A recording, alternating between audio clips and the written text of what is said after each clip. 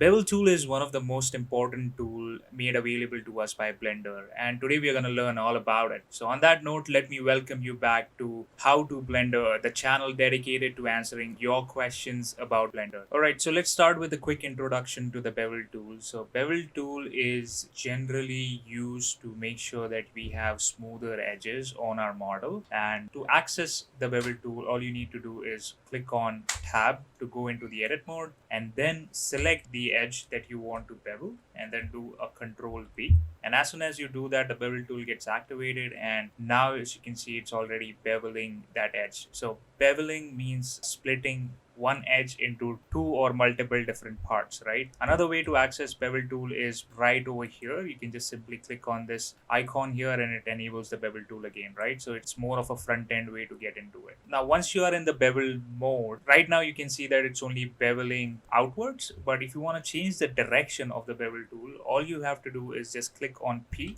while you're in the bevel mode, and then you can just simply go ahead and define the direction that you are actually beveling it, either outwards or inwards. If you want to switch back to the original mode where you can change the area of effect, you can just simply click on A and it takes you back to the original option. Now if you want to switch the mode of how you are beveling, so mode is nothing but different dimensions to your bevel. Basically, if you click on M, it automatically switches the mode from offset to width. Then you click on M again, it changes to depth, and if you click on M again, it's just gonna go ahead and change it to percentage. So these are different dimensions that you can actually bevel in, and apart from that, there are a few other options that we'll go ahead and explore. So let's say if we select all the edges and do a control B, and if I take it too far, it just starts overlapping each other, right? And it's okay in some cases, but if you have a complex model, it will just look really bad when it starts overlapping. So how do we prevent this? Well, to do that, you press C, it enables clamp overlap. Now what that basically does is that as soon as the edges are about to overlap, it automatically goes ahead and merges them together, right? So if I press C again, can you see it's letting it overlap now? But if I press C once again, it goes back to the clamp overlap mode, right? So this mode can be really useful when you want to be a little bit more precise with your bevels and just don't want those unwanted edges affecting your model. The next one that I can show you is harden normals. Now as you can see that if I bevel it,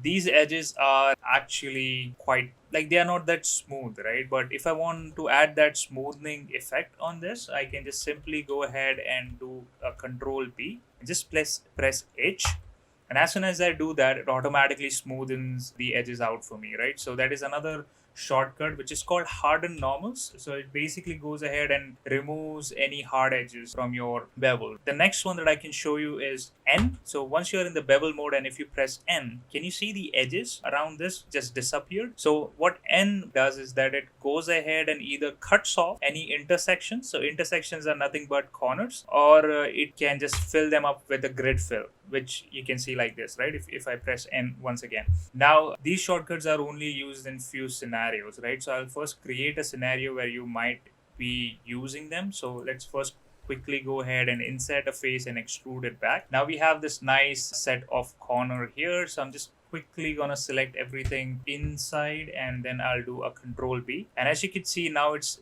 beveling all the edges, but the corners in here are a little bit more sharper. So if I want to go ahead and change the way it's affecting the corners, I can just simply click on O. So if I basically press O, it switches to patch mode, which automatically fills in a grid on those corners. If I press O again, it's just gonna go ahead and make sure that those corners are filled in arc fashion. And if I go ahead and press it again, it goes back to the sharp mode where it's maintaining that sharp edge. So that is another useful option. Now you can also press I. I is for the inner mirror for internal edges, right? Instead of the outer edges that we just saw. So the last option that I'll go over with you guys is more related to what we saw earlier, right? So at the start of this video, I went ahead and I showed you guys a way to bevel outside or inside just by pressing P, right? But what if you want a little bit more control on how it's beveling your edges, right? So for that, instead of P, if you go into the bevel mode by pressing Control B and just press Z, now it went ahead and changed the mode to custom. How do we go ahead and customize it more? Is that, can you see this section here that says bevel? Just click on that and this section opens up here. So all you can do is you can either choose one of these settings here which are provided to you by Blender. So you can just click on steps and it will automatically create a step pattern for you, or you can